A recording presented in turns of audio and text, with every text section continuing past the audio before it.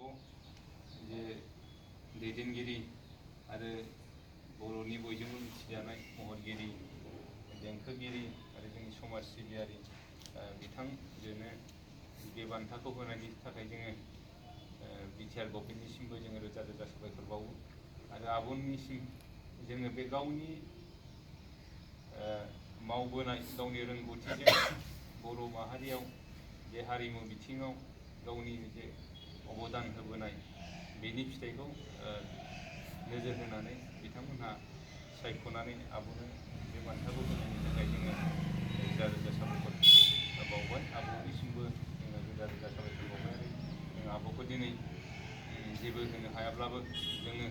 गोसो गोरबोजों बरायो आरो जों दुलाराय बर' हारिमु आफादनिफ्राय क'क्राझार जिल्ला दुलाराय बर' हारिमु आफादनिफ्राय दतमा दख'रा दुलाराय बर' हारिमु आफादनिफ्राय जोङो